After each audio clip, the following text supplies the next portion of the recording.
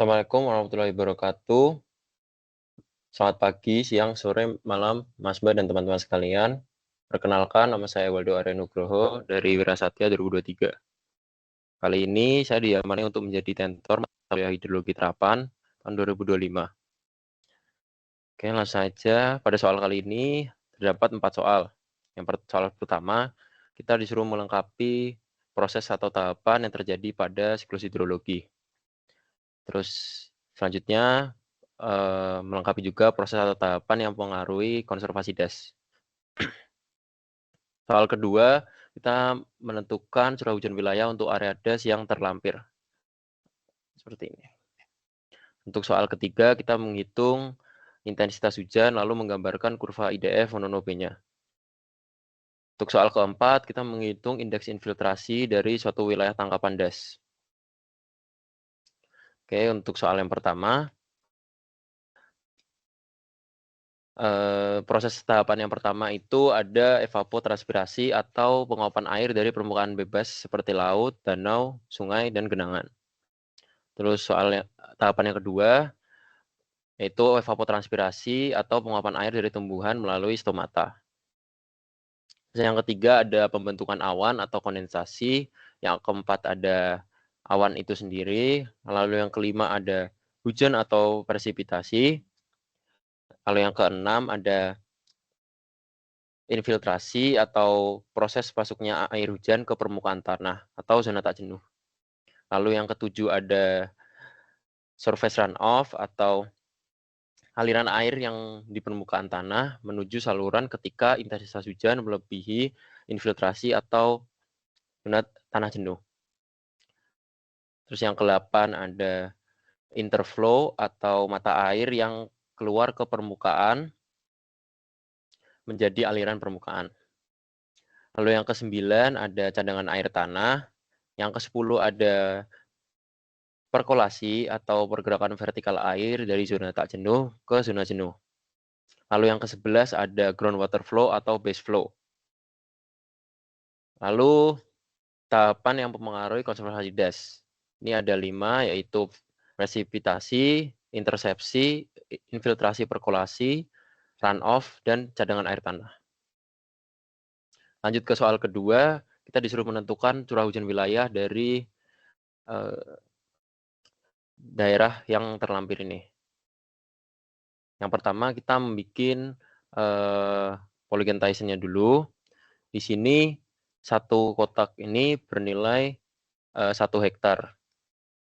Ini ambil contoh untuk NIM akhir 258, maka stasiun A, lalu stasiun E, terus dan stasiun F. Langkah yang pertama, ini menghubungkan setiap stasiun hujan satu sama yang lain. Jadi dari A ke E ke F, dan F ke A. Lalu untuk langkah kedua, kita membuat garis bagi tegak lurus pada sisi segitiga. Jadi untuk misal di garis A dan E, kita dapat garis seperti ini. Lalu kita bikin tegak lurus segitiga gini. Terus untuk sisi E, F, dan FA juga sama. Lalu untuk langkah ketiga, garis-garis yang tadi melebihi itu dihapuskan. Jadi setelah kita ketemu titik temunya ketiga garis ini, garis-garis yang tidak diperlukan ini dihapus. Lalu yang keempat, menunjukkan batas-batas pengaruh setiap stasiun hujan. Jadi untuk tadi, setelah kita dapat di langkah ketiga, kita bagi. Jadi untuk daerah yang kuning ini, dia masuk stasiun E.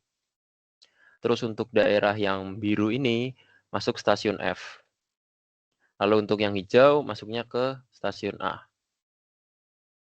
Terus kita kira-kira aja setiap kotaknya ini ditotalin, dikira-kira. Kita dapat stasiun A 20 hektar, stasiun E 25 hektar, stasiun F 7,5 hektar.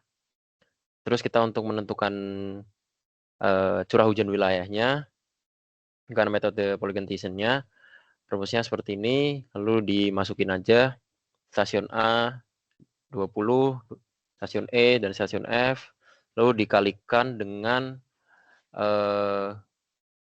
nih tadi yang di soal,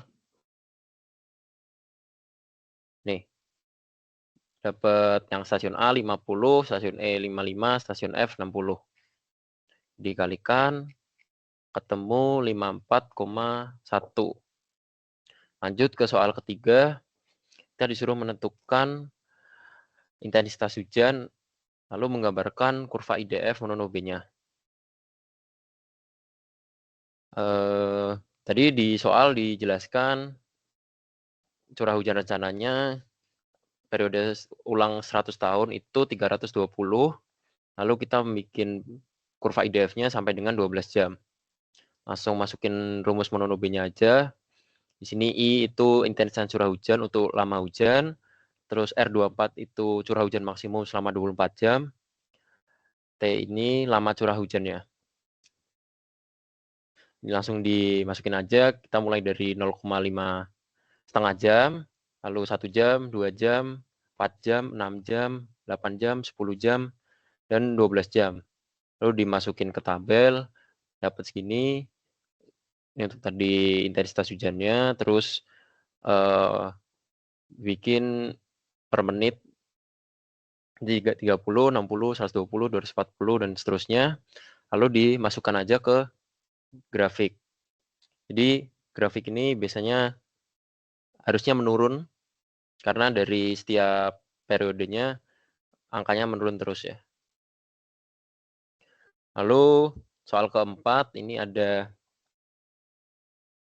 menentukan indeks infiltrasi dari suatu wilayah daerah tangkapan das. Jadi dicantumkan di soal ada daerah tangkapan airnya seluas 3A hektar, lalu volume limpasan langsungnya 61 AB meter kubik. Dan distribusi hujannya selama 5 jam dicantumkan juga. Ini pakai contoh AB-nya itu 55, jadi luasnya dapat 35 hektar atau 3,5 kali 10⁻5 meter persegi. Lalu volume limpasan langsungnya atau VLL-nya 61 AB tadi jadi 6155 meter kubik. Lalu lanjut lagi kita step yang pertama itu bikin tabel gini dulu. Dimasukin tadi distribusi hujannya. Ada tadi yang jam 0 sampai jam pertama itu 5, lalu jam 1 sampai jam 2 20, seterusnya 15, 10, dan 5. Yang pertama kali dihitung itu tinggi limpasan langsung atau sigma PEF itu VLL per A. Dimasukin aja ketemu 18 mm. Nah, untuk penentuan indeks infiltrasinya ini dilakukan dengan metode coba banding. Jadi, yang pertama ini, percobaan pertama kita mengambil indeksnya itu antara 5 sampai 10 mm per jam. Jadi, kita anggap garis batasnya ini di 5 ini, batas indeks infiltrasinya.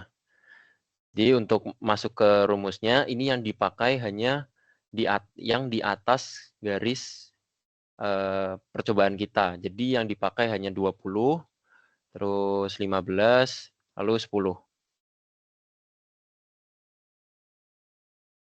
Langsung dimasukin aja karena ini terhadap dapat hanya ada 3, jadi 20 ditambah 15 tambah 10 dikurangi tinggi limpasan langsungnya, lalu dibagi 3. Ketemu 27 dibagi 3 itu 9 mm per jam. Berarti percobaan pertama kita ini langsung benar ya. Jadi indeks infiltrasinya langsung di antara 5 sampai 10.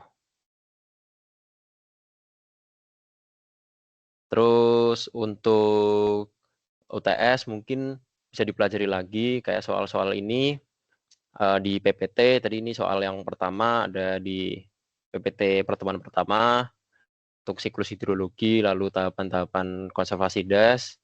Terus soal ketiga ini ada di intensitas hujan, ada di PPT pertemuan keempat, ada intensitas hujan, rumus Mononobe-nya. Terus ini di PPT kelima juga ada yang indeks infiltrasi tadi, bisa dipelajari untuk persiapan UTS. Mungkin sekian dari saya, apabila ada perkataan yang kurang tepat, mohon dimaafkan. Terima kasih.